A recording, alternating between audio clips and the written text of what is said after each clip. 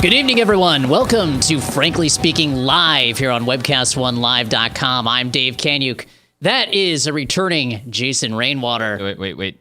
Go back. What? That is King Dave Kanyuk. Kanyuk. And Lord Regent Jason Rainwater, which either means that like I'm a lower noble who's actually running things.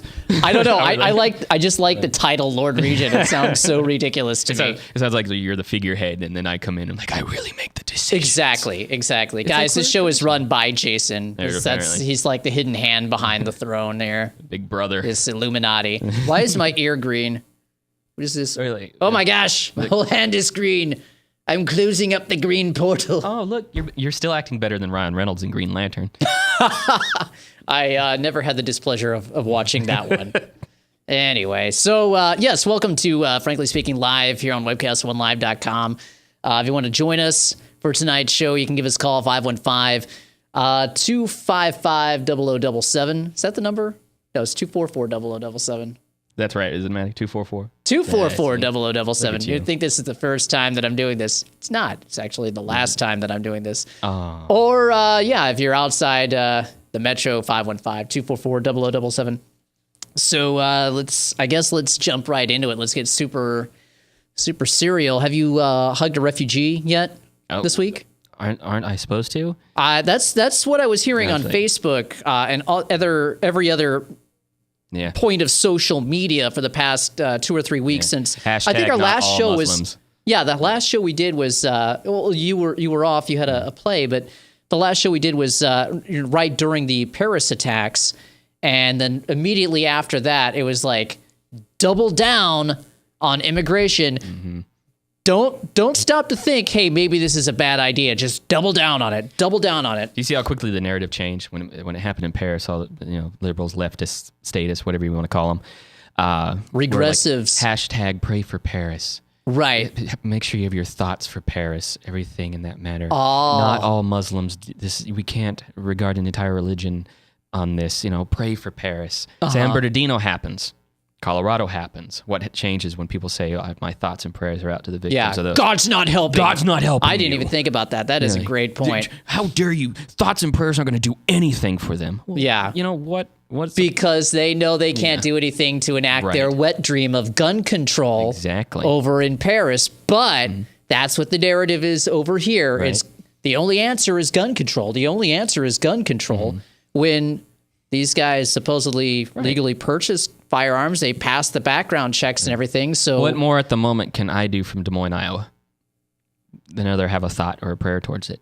Am I wrong for doing that? What should I do? Should I immediately jump over to San Bernardino, say goodbye work, goodbye family? I have to go do something about this. What is that something? Yeah. I mean, you could say, hey, maybe it would be a good idea to curb this this influx of invaders for a little while, but no. We can't do that. No, well, we don't want to. You don't want to mark an entire religion, right? But they'll gladly do it if you're Christian, white. Exactly. They are systematically going through all these people that they're bringing in, and we've covered this before. They're systematically going through, and anybody who's from Syria that's Christian and legitimately trying to escape that area because of the damage that we've done through our foreign policy, they're rejected. Mm-hmm. But no, bring in all the 18 to 30 something males of fighting age, and that's what 80% of these people are. And somehow a 10-page questionnaire that they have to fill out when they come over to be vetted. Yeah, to be allowed in the United States somehow. No, they have to go through so many steps. No, they don't. They don't. And what's kind of funny about these recent attacks is, other than the city of Chicago, California has the most oppressive gun control measures in the country. Right.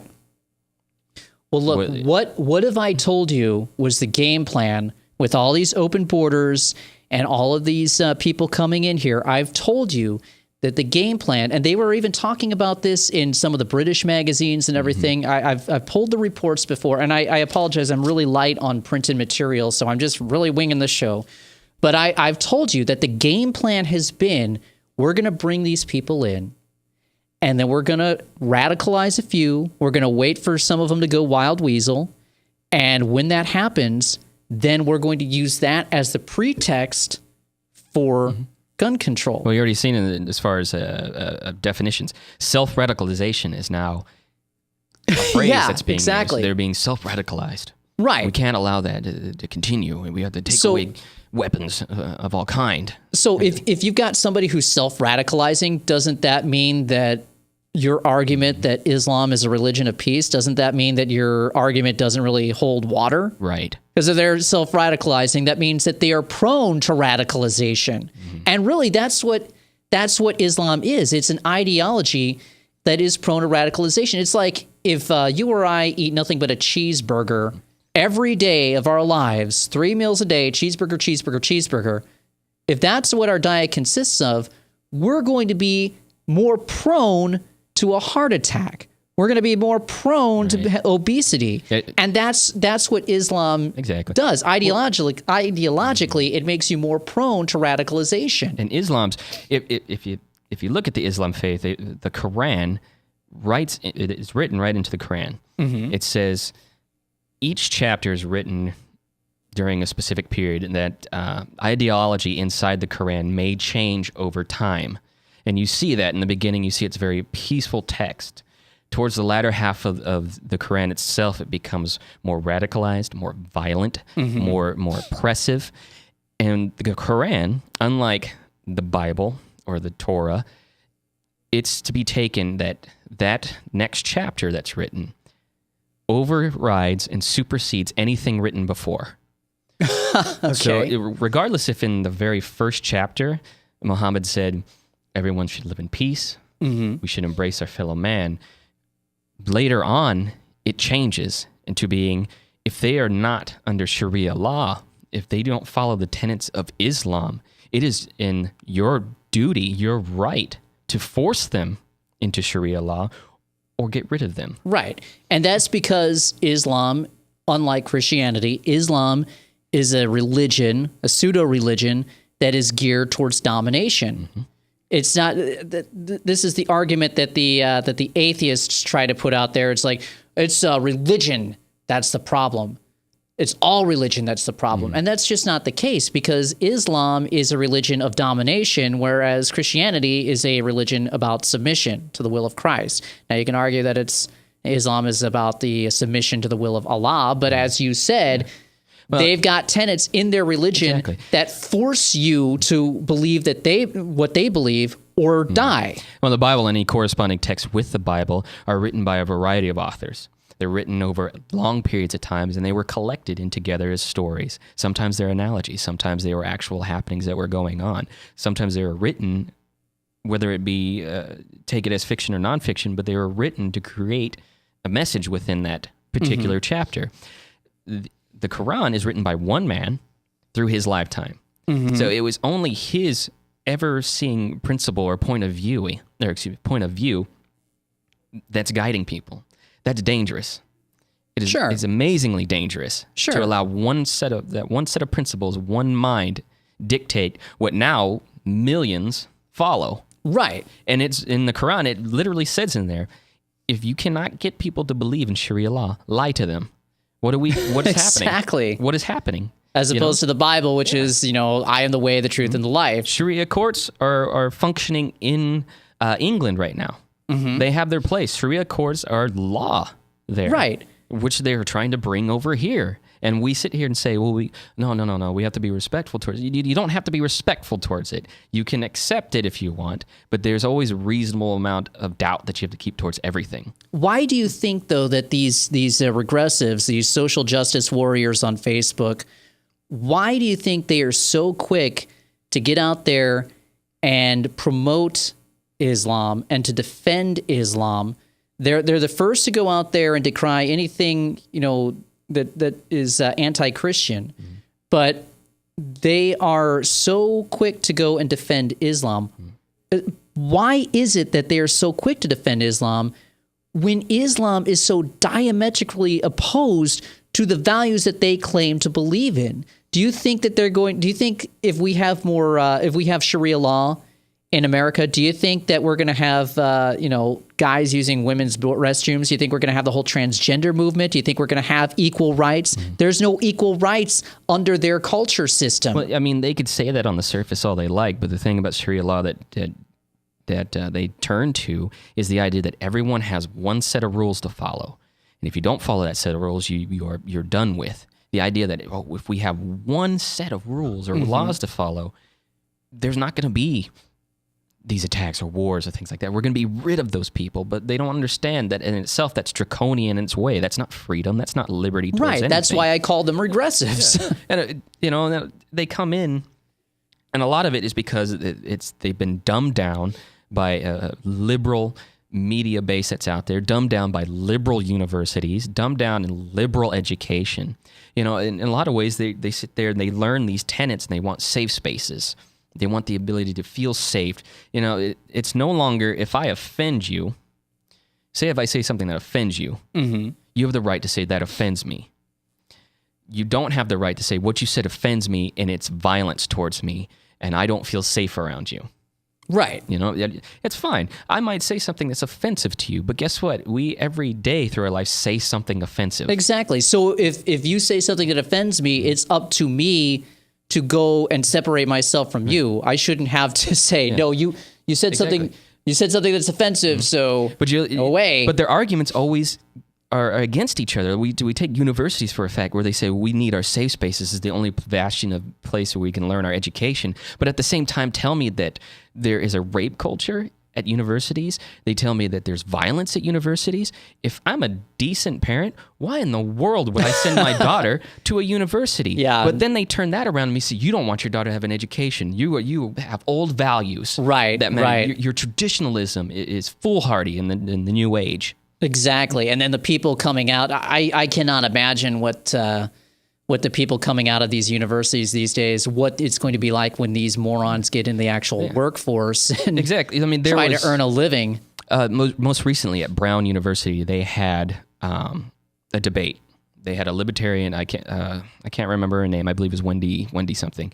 A libertarian speaker. They were talking about the perceived rape culture in the universities, and they had a very ultra feminist on the left side, and they were going to debate. Well, the president of the Brown University came out and said that I don't agree with the libertarian speaker. I'm sorry, I don't have names. I don't have that's paper right. in front of me. You can call her Lindy Libertarian. Right. And she said, and because of that I don't agree with her, and because this debate may cause hurt feelings and might not be able to create a safe space for our students, we're going to have a lecture held by another liberal left-wing feminist with no debate, so that people could go there and feel safe. And so you're not getting any argument. You either can go to the argument and listen to people rant and rave and protest and not allow a speaker to speak, or go to this very safe one where you can hear exactly what you want to hear. Right. And that's what it's all about, is indoctrinating them with just the one idea. And that's why I say I fear for when these people get in the workforce and then they come up against somebody who challenges their way of thinking. What are they going to do? I mean, it's going to be nothing but it's going to grind every business to a halt, because it's going to be nothing but human resource complaints. And of course, a lot of these people are going to come, out of these colleges and go into human resources, which is one of the most worthless professions. And that's what happens. That's where most of your expenses of any business or all your litigation happens, is with an HR department. It used to be HR department. They just hired people. They said, we hired you, here are the rules. Now they're there follow. To defend the company. Yeah, now it's to defend the company. It's there to make sure that you have, access to psychiatric care, because you have to do your day-to-day job. Yeah. It blows my mind. And for most people, they're like, but that's something great that goes a part of my insurance. I go, the last thing I need is to have a psychiatrist come in because I'm having a stressful day at work. Yeah. What's that going to lead me to? Why are you having a stressful day? And here's the funny thing, at least for the institution that for which I work, the psychologist would have to come in, not because it's stressful from outside forces, it's stress from the stupid internal policies of the own company. But I guess getting back to a point that I wanted to make about all these people coming in here, and how I've said that you're going to start seeing these attacks, and that the purpose of bringing these people in was so that we can see these attacks. you are going to start seeing Republicans, so-called conservatives, you're going to see them start calling for more gun control. And you're already seeing that this week on MSNBC with that little limp-wristed Joe Scarborough calling for gun control. You're going to see other traitors like the Lindsey Grahams, the John McCains, people who actually helped go fund ISIS, Obama's errand boys. You're going to see them start calling for the same thing. But anyway, we're coming up on break number 1. You're watching Frankly Speaking live here on webcast1live.com. Don't go anywhere or else it's not. Concept Studios. This is Webcast One Live. If you choose to obey the power of sin, it leads to death. If you choose to obey obedience, it leads to righteousness. Forgiveness is just the beginning of life in Christ. God wants us to live for Him now. And because of Jesus Christ, the gospel was preached, and you and I are blessed today because of Abraham. Did you know that? We're blessed. Experience Truth, 99.3 FM. Whether you're 10, 25, 50, 80 years old and beyond, everyone needs to live within their means. I'm Tom Coates with Consumer Credit of America. For almost a quarter of a century, we've helped people of all ages learn to manage their personal finances to benefit them far into the future. When problems arise, we've got the experience you need to make those debt problems go away. Got financial problems? Call Consumer Credit of America. Hi, my name is David Burrier, your Hope Coach. I host a live weekly talk show called I've Been There every Thursday afternoon at 5:30, right here on webcast1live.com, and on my weekly radio program Saturday mornings at 10 on Truth Network 99.3 FM. I interview common everyday people who have survived incredible life challenges and who testify to God's faithfulness in the midst of their storms. So join me as we bring a message of hope and encouragement. Everybody needs hope. I know, because I've been there. The only way we come to know the Saviorship of Jesus Christ is by bowing and acknowledging that He is Lord and King over all the earth. Jesus Christ died on a cross, paid the penalty for our sin, and by repenting of our sin and accepting Him by faith, what He did for us, we are forgiven. Salvation is not a combination of faith and works. Salvation is by faith alone in God. Experience Truth, 99.3 FM. From the RE/MAX Real Estate Concept Studios, this is Webcast One Live. Good evening. Welcome back to Frankly Speaking Live here on webcast1live.com. I'm Dave Kanyuk. That is Jason Rainwater. If you want to join in on the conversation, it is 515-244-0077. Again, that's 515-244-0077. We were talking about this week's events in California and the influx of 80% fighting age males out of the Middle East and into this country. How do you go on?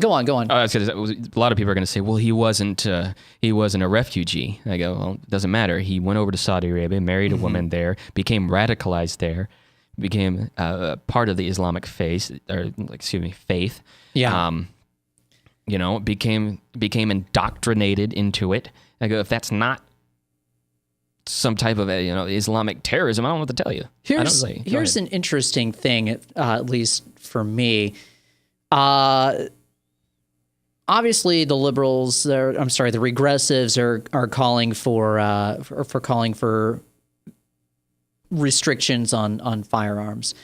And then you're going to have the so-called conservatives calling for, this shows why we need more surveillance. This shows why we need an ever bigger government snooping into everything that you do.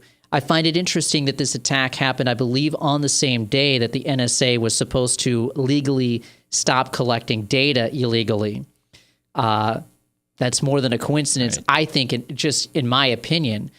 But here's the thing that I find interesting. They've admitted in news reports that they knew that these people had contacted people who were suspected of having terror links, yet they did nothing about it. They did we had the apparatus in place to watch these people. We knew they had contacted people who we thought were probably bad people, yet we did nothing. We did nothing to stop them. So it's not the target group. Exactly. It's not the target group. Exactly. I mean, we were able to collect the metadata from it and be like, oh, yeah, they did contact. But that is not the target group of this surveillance program. And it's time and time again, it's not. You know, do you see it? Okay, we have the proof that it's not from back in 2009 when that Missouri Information Analysis Center report, the MIAC report, was leaked to the press, which said that the number one target were Ron Paul supporters, Chuck Baldwin supporters, Bob Barr supporters, anti-abortion people who might believe that the UN is a bad thing. Those were the number one targets. Those were the people who they were turning the apparatus on, and that's what we've been warning about since I woke up myself in 2005. But all those groups you named, that's what they want to define as terrorism. That's what they want the argument to go towards, is like, these are our terrorist groups. Right. These people who usually, I'm going to say 98, 99, 100% of the time are not fighting with weapons. They're not going out and committing violent acts. They're going out and they are stating just a point of view. You know, you don't have to agree with the point of view. That's perfectly fine. But they see that as terrorism. Exactly. Because this is a powerful weapon. And that's what they want to destroy, is the mind. So I guess my point would be, I would be more inclined to say, well, yes, we need more surveillance, we need more funding, et cetera, if we were actually watching the right targets, which we're not. And we cannot trust the security apparatus of the state to have more power, because that security apparatus of the state is run by bad people. And even if it were set up, by good people, which, the Chris Christies, Marco Rubios, et cetera, they claim it was, back when Bush was in power. Later on, somebody bad is going to get in and turn that on the American people, which is what has happened. And even Rand Paul said, he was like, you have the Fourth Amendment. That is your power. Right. To investigate these people. You had all these tools at your disposal, and you didn't use them. You didn't use them. But instead, what you say, well, that doesn't let us do enough. Of course it doesn't let you do enough. It is meant to be there as a blockade so that you cannot target innocent people. Exactly. And then you've got admitted proof that Obama has been arming ISIS in the Middle East. He set up ISIS. This is indisputable at this point. It's indisputable. We have Russian President Vladimir Putin exposing the links that Turkey has to the oil that ISIS has been selling. Right. 20 years ago, if you told me that Vladimir Putin is going to be the voice of reason in this world, I would have laughed in your face. Right. You know what I mean? And what's interesting is people try to cover, well, no, he didn't really give it to ISIS. He gave it to these moderate groups.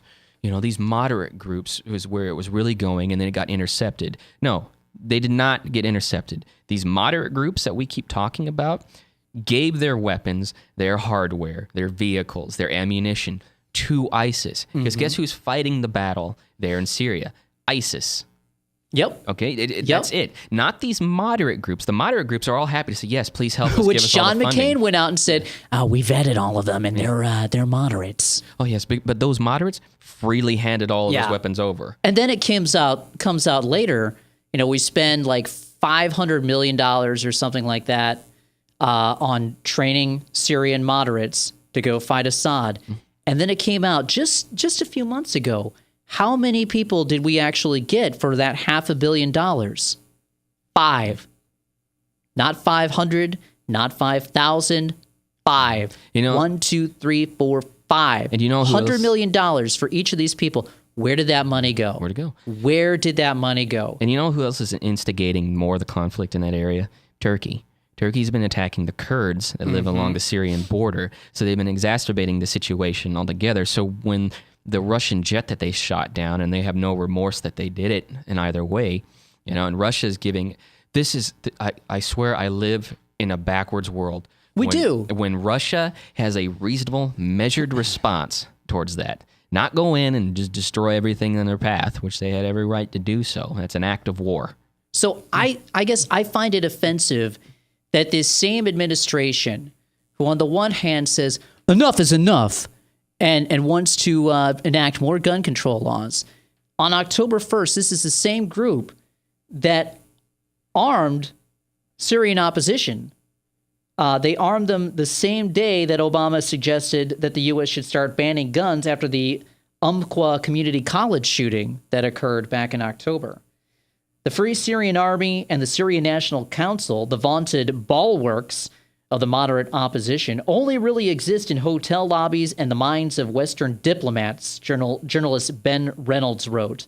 There is simply no real separation between moderate rebel groups and hardline Salafists allied with al-Qaeda. So it's readily apparent that we have somebody who is arming our enemies. So what do we do at this point? I mean, we can't take any suggestions that they have for solving this problem seriously. Why should we take any suggestions of letting more of these people into this country seriously? We shouldn't. And I wish that, I understand why a lot of people, a lot of the social justice warriors are out there on Facebook saying, that it's cruel to turn down refugees. I get that. You have big hearts and you want to help people. I got a big heart too. I want to help people as well. But here's the thing. These aren't traditional refugees. 80% of them are males of fighting age. If you said something where it's like, hey, okay, we're going to let in refugees, we're going to let in women and children first, and then after a couple of years, we'll let in the men. The thing is, like with help, you can't do it blindly. You can't just blindly help someone. Even that is a huge risk. So if we go in and say, oh, we got to be on this side, which we did in Syria, we said we have to be on this side because they're the right. Well, we later learn that they're not the greater evil, they're not the greater, they are the greater evil. Excuse my words. They are the greater evil there. What our help would have been in that area is not to get involved. Isn't it? And people look at it like, you mean not to do anything? Mm-hmm. Why are we going to go in blindly and say, yep, we're going to be able to black and white this. This side's good, this side's bad. Right. When every event in Middle Eastern history, in that part of the world, in European history showcases, it is not black and white. There's so many levels of gray and what to consider. Is Bashir Assad a bad person? He's not great. He's not great, and it's possible that he may have gassed his own people. I can't say definitive one way or the other. There's a lot of evidence that says that he did. But you can't replace that with something worse and expect the change just to happen. We have this fundamental flaw, especially with people that march in from Bush to Obama, who think, well, we can just force our Western democracy on these people. Right. It doesn't work. It will never work because it is not a religious first based approach. These people want theocracy. Yeah. In a lot of ways they do. We push for elections in the Palestinian territories. This was back 10 years ago under Bush. We pushed and pushed and pushed for there to be free elections in the Palestinian territories. Who do they elect? I think it was Hamas they elected. Yep. And so our immediate response was, well, we're just not going to recognize that as a legitimate government. Right. So they experiment with this. It fails, It does. but they don't admit failure. They just continue on with their aims and goals. We had free elections. Yeah. So that free elections just made the world a little bit more of a dangerous place in that area. We don't have to deal with it because we get to be happy and have where we can go and spend our money to get Well, we're consumer going to have to goods. deal with it. That's what these people, that's what the regressives don't seem to realize is that the more that we let this continue on, the more we're going to have to deal with it. And that's why I say this is done by design because it dissolves our borders, it dissolves our security, and it's going to dissolve our rights. It boggles my mind that a Syrian refugee will have more freedom to go about and do whatever they would like than I do. Mainly because I consider myself a conservative voice. I consider myself a tax-paying citizen, which I think taxes are legal anyway. I don't go out and try to create chaos, but I will be watched more than, say, Maurice al-Shabad, who comes over and is put into a 4-star hotel because, he's a refugee. Yeah. He's a refugee. If something happened in the United States and I have to become a refugee, do you think any of these other countries are going to politely just say, oh, yeah? No. Yeah. No, they're not. Come on over. And here's even more evidence that the apparatus of the state has turned against, us, basically. Attorney General Loretta Lynch was at the Muslim Advocates' 10th anniversary dinner and said she was going to take aggressive action against the incredibly disturbing rise of anti-Muslim rhetoric. It's speech. She told the group, "We stand with you," and promised the Justice Department will protect Muslims from violence and discrimination. When we talk about the First Amendment, we must make it clear that the actions predicted on violent talk are not American. I think she's referring to talk radio. They are not who we are. They are not what we do, and they will be prosecuted. So I guess we could be prosecuted by Loretta Lynch for our conversation here tonight. Well, because I'm predicting that ISIS, that these terror cells that are coming into the U.S., they are going to go hog wild and start acting out again. And what a moronic statement. What a moronic statement. That's not us. That's not who we are in the United States. That's exactly who we are. We want debate. We want the ability to be able to speak our mind, to have the freedom and liberty to be able to say, this is my opinion, whether you like it or not, as long as I am not harming you physically, we are okay. We can continue to coexist, at least in a law-abiding way. But with this, it's just simply, if I say, I really don't want a Muslim as a neighbor, I would be a little bit more It might be stressed. bigoted, yeah. Yeah, it might be but that's bigoted, on you. But it's on me. But that's the thing. You can't, if I do nothing to that person, you can't come in and say, we're arresting you. You said some hateful things on Twitter. Yeah. Yeah. You can have Jennifer Lawrence out there, the stupid Hollywood star, saying that a crucifix might as well be a pitchfork. That's fine. That's acceptable. But what we're doing, this is somehow incendiary speech. And I think, absolutely not. Exactly. But with this latest shooting, I have the right to think that person that's Muslim or from Islam, even his friends at his work and whatnot said he had changed. They said they had no problem with before his marriage, and then he had suddenly changed, and they had worried. There were concerns already in place. Those chicks will get you, man. Yeah. Every time they will get you. All right, we're coming up on break number 2. You're watching Frankly Speaking Live here on webcast1live.com. Don't go anywhere. We'll be right back.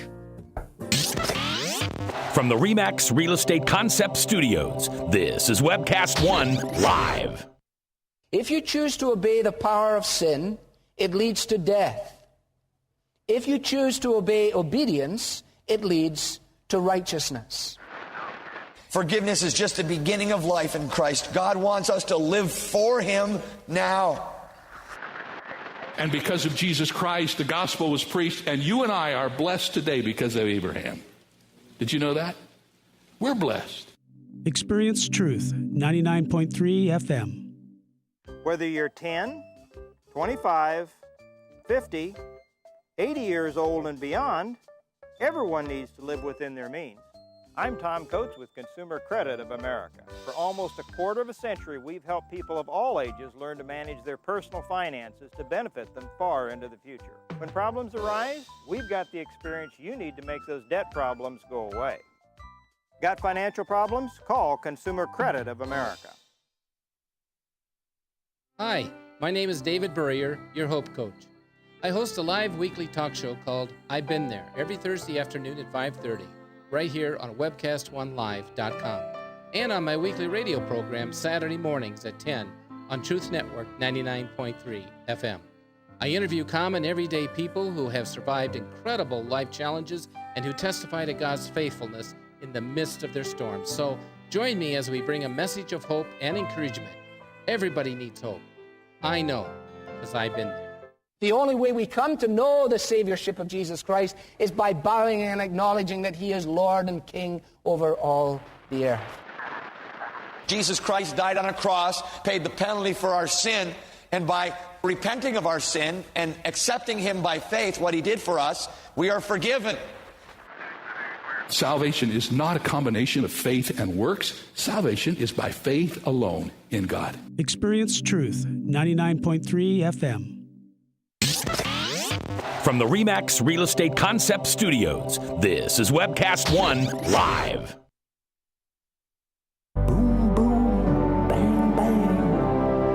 Welcome back to Frankly Speaking Live here on WebcastOneLive.com. I'm Dave Kaniuk. That is Jason Rainwater. Like we were terrified of the next segment. I know. I was terrified. Right. Loretta Lynch, the Attorney General, was going to come bursting through the television monitor we have in here. Exactly. You can't say that! I started a super PAC. Leave me alone. So yeah. I guess what are your thoughts on the California? I guess there are a couple of anomalies that I thought with this California thing that make me say, I don't know. Well, nothing quite along the line of that. Nothing like as far as that reporter that got shot. Yeah, I found it ironic that a lot of these times when it's Muslim suspects or Muslim an Islamic person who had committed these crimes, in the past they always dictated it as being workplace violence. It wasn't terrorism; it was workplace violence. And they're trying to do that now. They're trying to do that now. Did it take place during a work function that he worked for? Yeah. It's not workplace violence. I find it interesting that nobody has come forward to say exactly what the guy left angry about, because supposedly he was at the Christmas party, he got his panties in a bunch. His little Muhammad-approved panties up his sandy rear end in a bunch, and then he left, and then he came back, but giving some holiday lead. And everything that he had in his vehicle showcased to me he wanted a reason to use those items. Exactly. Whether it had been some sort of slight or some sort of something, it seemed that he wanted something to offend him in order for him to carry this out. Right. Maybe there was just like one sliver of humanity still left in him and his wife, or at least in him, that said, I don't want to do it. But if you give me reason, and it can be as small as possible, I'm going to. He had a whole arsenal. He had pipe bombs that never went off. He had pipe bombs there that would have killed tons more people in that room. Right. There are three big things that make me kind of wonder if there's more to this than meets the eye. First off, guess what they were doing? Guess what the police department was doing that day? Drills. Active shooter drills. They actually did monthly drills at that very location, monthly active shooter drills, because when the action first started, people were thinking, oh, well, this is another one of the drills. And then later on, it became apparent, oh, wait, no, this is not a drill, actually. I'm going to go hide. They didn't say that as calmly. But yeah, so people thought this was a drill. I remember hearing this is why the police department had such a fast response time this time around, because they were already in place for a drill. Now, we've seen countless times that we've got a drill going on at the same time that a major event happens. Drills were going on 9/11, Vigilant Guardian, where they had drills of hijacked airplanes. They had drills with fake radar blips being inserted into air traffic controllers. That's why you got on the tapes during 9/11 one of the air traffic controllers saying, "Is this live or is this part of the drill?" You had a drill going on of bombs going off in the London Underground on 7/7/2005, the London Underground attacks. So that's just a couple of big instances. But we've seen that we've got these drills that go on time and time again, which seem a little bit too frequent to be coincidental. And just if there's any leftists that are listening to this, any regressives, this is not something we get off on articles from, say, what we typically go to, like, oh, is that your Breitbart InfoWars nonsense. I read exactly what you're talking about, right, on Yahoo. Right. Reuters. Right. So this is not us, being conspiratorial towards anything. This was what was This written. was on the website for that actual complex that they were having a drill. Yeah. I think their last drill was on November 27th. Yeah. Beyond the phrase self-radicalization, there's been no other details about what caused the argument or what caused for him to leave and come back and open fire. Mm-hmm. That's still not on on the table. The police haven't released anything as far as in that regard. And a lot of these times you'll see that there's these very small, minor details that they compile this information and hide away. That it starts to make you question about, okay, was this set in motion? Was it, a lot of the times if it's straight out, people are told all the facts right away. Sure. There's like that gunman in Louisiana, the black gentleman who shot up 18 people at a school at a park playground. Yeah. That was out there. They said it really quick. Oh, this is what happened, blah, blah, blah. Because all the information was there. People realize, oh, okay, here's a sign of somebody opening fire. Here, they're like, well, we're holding back details because we're not quite sure. Right. And then the details that initially come out, they get changed later on. They get flushed down the memory hole, so to speak, to use the George Orwell term. One of those details, and I think the biggest glaring detail that is being flushed down the memory hole, was that countless eyewitnesses, as this event was unfolding, said there were 3 shooters. We have 2 shooters accounted for. What happened to shooter number 3? We were listening in on the police scanners that they were chasing down a third person, that they had a third person that was like jumping over fences and stuff. They were in hot pursuit of a third person. What happened to this third person? Right. Sort of like, do you remember the Oklahoma City bombing? How there was eyewitnesses said two. Nope, suddenly became 1 because that's what the narrative was that they wanted. So what happened to this third person? Who was this third person? Even Sandy Hook, which was, has totally been, Wolfgang Heib has done a great job of exposing how much of a fraud that was. It's like no air support ordered for Sandy Hook as that's unfolding, but we got porta potties ordered. Those were ordered weeks in advance, and the United Way setting up their website to help the Sandy Hook relief effort like a day or 2 before Sandy Hook. Anyway, or releasing a tweet of your lovely girlfriend's or / wife's death 15 minutes before it actually appeared. Right, exactly. So yeah, they've got, what happened to this third person? Was this third person a handler of sorts? I mean... Yeah. Did they track this third person down and realize they had nothing to do with it? Or why were they running? Oh, it's just walking along. Yeah. I mean, it's fine. I would think that you want to go after these details. There's 3. Well, in a lot of way with police, or if they've set up something up, they can guide, your testimony. They can guide your statements. Sure. I saw 3 people. Are you sure? Because we caught 2. Are you sure there was 3? Right. And there were multiple witnesses that said 3. Maddie, do you have that YouTube video that I sent of Carly Fiorina? So the other glaring thing was on MSNBC's terrible Morning Joe show with that idiot Joe Scarborough and that dunce of a woman, Mika Brzezinski, who's only there because her father is... And let me guess with Joe, it was like, America changed my opinion, my stance. Oh, yeah. Yeah. On guns. Yeah. Yeah. Okay, Maddie, roll that real quickly. It should be... Into gun shows and get as many guns as they want to get and get as military-style assault weapons. Perhaps if the NRA doesn't rate me 100%, perhaps that's more of a problem with how the NRA's values have changed than how my values have changed. And maybe we just disagree on this, but if you listen to your reporter earlier, what he said was that the ATF believes that someone purchased this gun on behalf of the police department, and somehow that gun ended on behalf of the police department. So if you're purchasing a gun for the police department, you have to have a special license to do that. You can only be like ex-military or a police department member to do that. So how did he get a gun that was purchased from the police department? So I guess it begs the question, were these people maybe part of a drill scenario?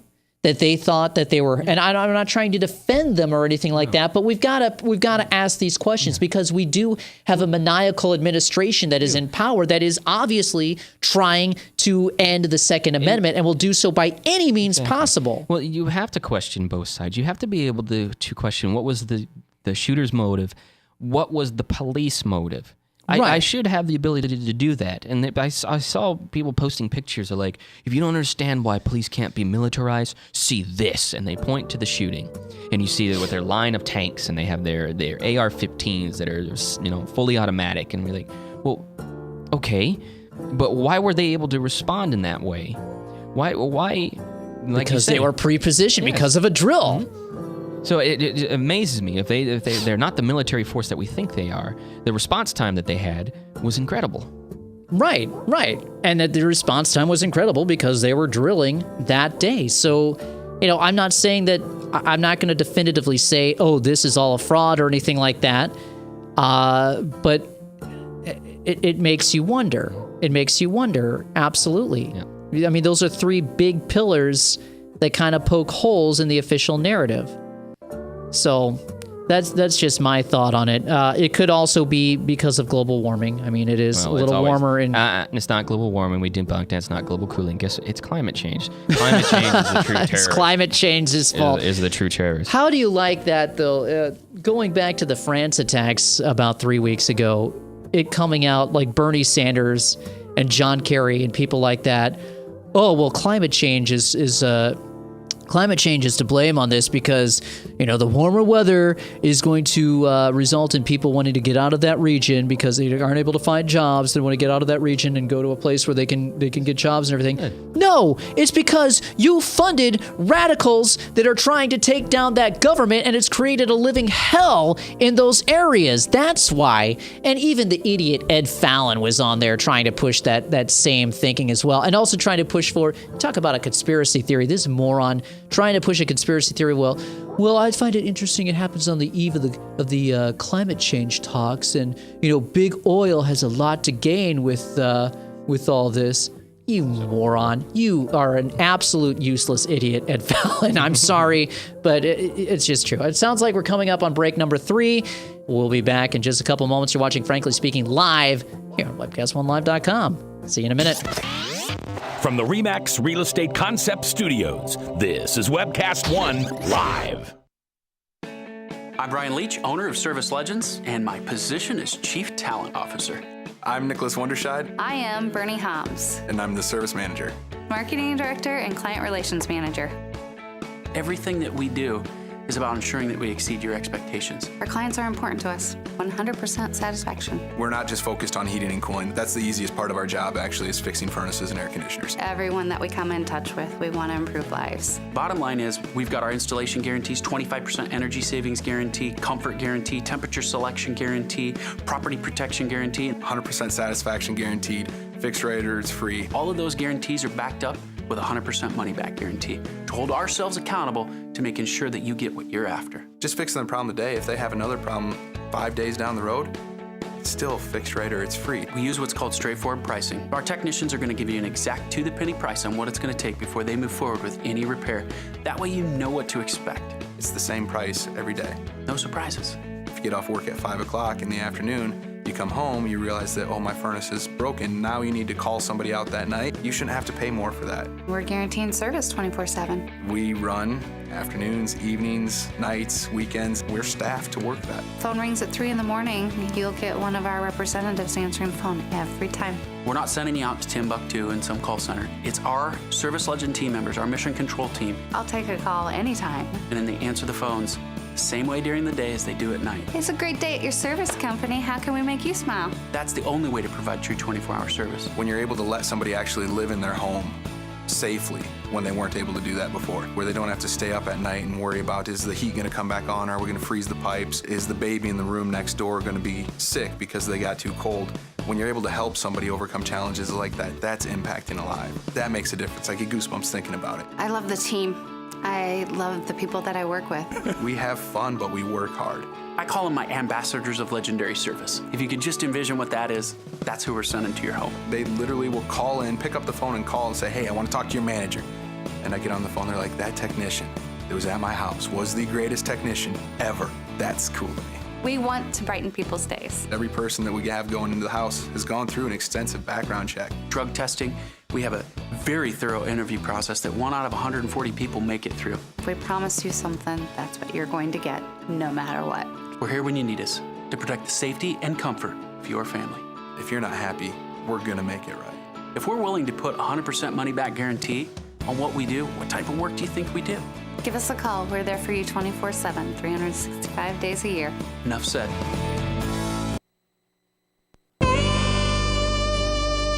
All right, welcome back to Frankly Speaking Live here on webcast1live.com. I'm Dave Kanyuk. That is Jason Rainwater. We're talking about the events of this week in San Bernardino, terrorism, the gun-grabbing agenda, regressives not understanding that the people that they are embracing are going to destroy their culture. That's really the most maddening thing. A typical work week. Exactly, typical work week. I posted something on Facebook yesterday. And it was simply in response to the myriad of people out there, calling for stricter gun control and everything. I just said, if you want to live in a society that is truly safe from this type of thing, that isn't verbatim what I said, but if you want to live in a society that is truly safe from all of this, then go move to North Korea. I remember kind of what you posted. You said, living in a free society has risks. Yes, living in a free society has risks. For those of you who want stricter gun control, it has risks. There is the risk that there's going to be a madman who comes and shoots up a building. That's going to be a rare instance, but it's a risk that you have to take. Your response is you have the right to arm and defend yourself to mitigate that risk. It's sort of like driving. You have the right to you purchase insurance to protect yourself in case you get into a car accident. And then they like to throw back at you, well, that was during a time when people had muskets. It doesn't matter what time it is. The Constitution is a timeless document. We treat it as such. We don't get to treat it as it just evolves as we feel as it should. The fact of the matter is these types of violent crimes have actually gone down for the past 20 years instead of going up, and that correlates with a rise in gun ownership over the past 20 years. Exactly, but they want to sensationalize these few moments where it becomes that, and they actually skewed the data recently to what determines what it is a mass shooting. A mass shooting now can be just one person. A mass shooting could be one person, and it could be with a BB gun as well. I saw the headline on that. I'd say, well, if you define it in that way, well, of course there's a huge uptick. Exactly. So you got all these people trying to put out these statistics. There's been more shootings in days of the year so far. It would mean that I committed multitude of mass shootings against my sister when I shot her with a pellet gun. Right. But she had it coming. She had it coming. I mean, but that was being a kid. Now, I mean, today that'll get you in prison for 6 years. Right. Doing such a thing. But I just don't like putting the label anti-gun on these people because they're the most pro-gun people on the planet. They just want guns in certain hands. Exactly. So on the flip side of that, and this wasn't the point that I had intended to raise, but somebody took it as such, is that in North Korea, the government spies on everything. So the answer is not gun control. The answer is not more absolute government surveillance on everything, because we see that the government had the foresight, had the knowledge that these people were contacting terrorists or people suspected of being terrorists and did nothing to act, because you had the apparatus of state turned against people who think and espouse views that are contrary to the agenda that the state wants to support. So if you want to live in a society that's completely free of anybody of a differing opinion, of any type of chance that somebody might come in with a gun and shoot you, then you need to have a totalitarian regime. I don't want a totalitarian regime because that goes against the blessing of God that this country is. You people who want to grab guns and think you're liberal, you people who want to restrict all of our movement and have all of our movements surveilled, you're not conservative. You're just totalitarian authoritarians. And for that, there are a number of communist regimes out there, and I invite you, please, to go move to them. I would rather die in liberty than live under tyranny, because that's not how God wants us to live. God did not set us on this earth to be under the yoke of oppressive regimes. God sets oppressive regimes on us to correct us when we go astray, and I think that's what's happening right now with Obama's America. But I don't think that that's how God intends us to live. And as a Christian, for somebody who wants to go out and say that the answer is more government surveillance or the answer is grabbing guns. If you're a Christian espousing that, a Christian should especially be sensitive to what's going to happen at the end of the Bible. A Christian should be well aware of what Revelation says, and that says it's amazing to me that Christians don't seem to understand that we are marching towards a one world government. That a one world government is going to happen at some point. It doesn't say when it's going to happen. It doesn't say, it doesn't give that exact date. But there's the theory out there that if we fight this thing, then maybe it's pushed along. I think that the second coming, I don't think that the second coming of Christ is a firm date. It's a firm season. When all the conditions are met, then he will come. But if those conditions aren't met, and that's where free will comes in. Free will is a concept that's out there for us so we can grasp the reality of life. Free will always be an individual right. It can't be determined by group thought. That in itself is contradictory to what free will is. From my faith, and to people that I follow the Church of Jesus Christ of Latter-day Saints, is that we always say agencies first. Oh, that was you knocking on my door. That was. Right? But it's always agency first. Mm-hmm. Agency before everything. It's choice. You have the choice to have that personal freedom, that personal liberty, and then you always have to maintain that. Once you give that up, once you give away that right, you're not following any Christian tenet. Right. And with that free will, people do have the choice to not follow Christ. People have the choice to do things like abuse drugs or kill, murder, rape, all of that stuff. They have those choices. But they also have the choice not to do those things. And I guess the point is that it's better to have the freedom to make bad choices and maybe repent from those choices later on, God willing, than live under the yoke of tyranny. Because for those of people who are espousing, how big of a Christian that they are, once that tyranny comes in, they're not going to have the opportunity to preach about Christ. They're not going to have the opportunity to read the Bible or anything like that. Those things are going to be taken away. Just as we see the move to eliminate Christmas from the national lexicon, so too will the move be to eliminate all Christianity and all religion, because it's going to be replaced by the doctrine of Lucifer. Yes. Atheists aren't going to win in this thing either. That's what all of this is about. And for myself, the idea that God gives you that personal agency to make your decisions. It is your job to be righteous. It is your job to be moral. It is your job to receive the love of Christ, to receive the love of God. When you decide that there's only one way, one certain group or one person, that's the only way for me to reach salvation, you are following the path of Satan. Exactly. And that's why it is also our job to continue to fight and to continue to stand up for the principles of freedom, whether that's freedom in government life, freedom of religion. Stand up for that freedom. We do have freedom in Christ. The rest of the world, if they don't accept Christ, they still have freedom to a degree, but it's not that freedom that is guaranteed to us having eternal life and through salvation. So I guess this is the final message, I guess, that I have. This is actually the final episode of Frankly Speaking that Jason and I are going to do. We're going to part ways, and we've got some other projects in the wings, so make sure you stay tuned with us on social media. I think maybe in late December or January there might be some stuff that's launching, but I guess I just wanted to put that out there as the final message, is that if you're a Christian, you know that you're supposed to be the salt of the earth. Being a salt of the earth is not just being in church on Sunday. It's not just watching football on Sunday and everything like that.